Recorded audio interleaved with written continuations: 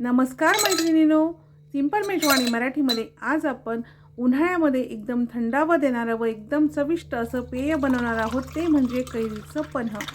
हे कैरीचं पन्ह आपण एकदा भरून उन्हाळाभर एन्जॉय करू शकतो. उन्हाळाभर हे कैरीचं पन्ह आपण स्टोअर करू शकतो. त्यासाठी रेसिपी पूर्ण बघा. चला तर मग रेसिपीला सुरुवात करूया. सर्वात आधी एका भांड्यामध्ये भरपूर असं पाणी घेऊया. त्यानंतर इथे मी 2 मध्यम आकाराच्या गावरान कैऱ्या घेतल्या आहेत.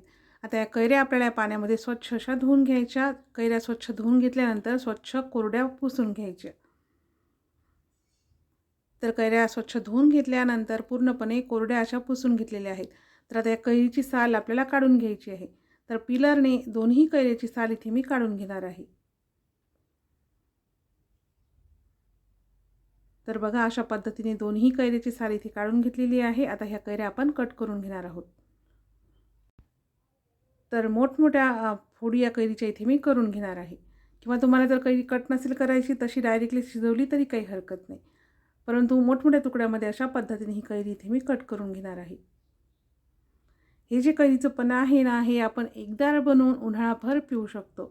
फ्रीजमध्ये ठेवल्यास हे पन्ह उन्हाळाभर चांगलं राहते. बाजारात मिळणाऱ्या हानिकारक कोल्ड्रिंक्सपेक्षा अशा पद्धतीने पन्ह तुम्ही एक वेळेस बनवून ठेवा. खरंच चवीला खूपच भन्नाट असं लागते. तर कैऱ्या इथे मी कट करून घेतल्या आहेत. आता कुकर घ्यायचा. कुकरमध्ये कट करून घेतलेल्या कैरीच्या फोडी टाकायच्या. आणि आता कैरी शिजण्यासाठी यामध्ये थोडंसं पाणी टाकायचं. पाणी खूप जास्त टाकायचं नाही. तर बघा अगदी थोडंसं पाणी इथे मी टाकून घेतलेलं आहे. आता कुकरचं झाकण बंद करूया आणि मीडियम गॅसवरती कुकरच्या 2 शिट्ट्या काढून घ्यायच्या.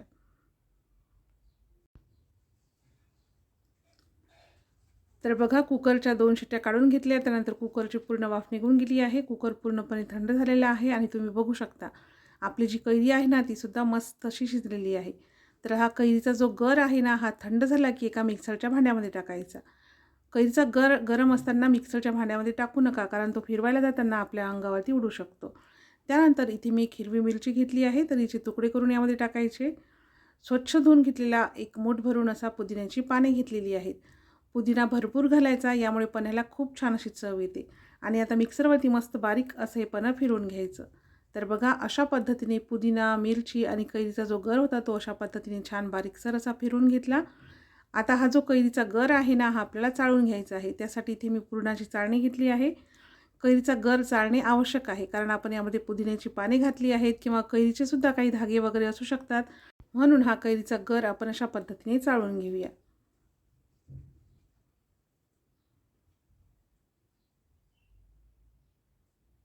तर बघा पूर्ण कैरीचा गर चाळून घेतलेला आहे आणि तुम्ही बघू शकता पुदिन्याच्या पानाची देठे वगैरे जी आहेत ती वरती राहिलेली आहेत.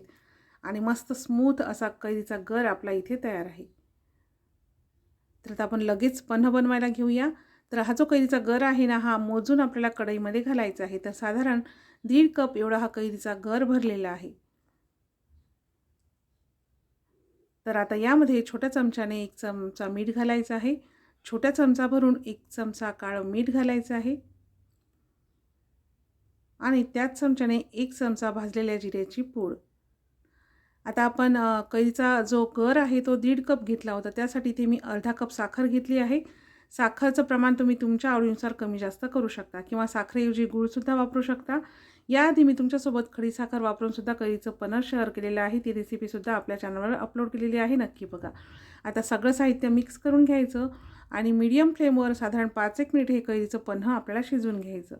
कैरीचं पन्ह शिजलं की ना याचा रंग बदलतो.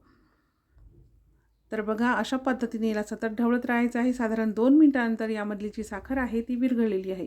पण पन्ह थोडंसं पातळसर आहे, तर थोडंसं घट्टसर होईपर्यंत हे पन्ह आपण शिजवून घेऊया. तर मीडियम फ्लेमवरती पूर्ण 5 मिनिट हे पन्ह शिजवून घेतलं. तुम्ही बघू शकता आता पन्ह्याचा रंगसुद्धा बदललेला आहे आणि पन्ह घट्टसर झालेलं आहे. छान ट्रान्सपरंट असं झालेलं आहे बघा.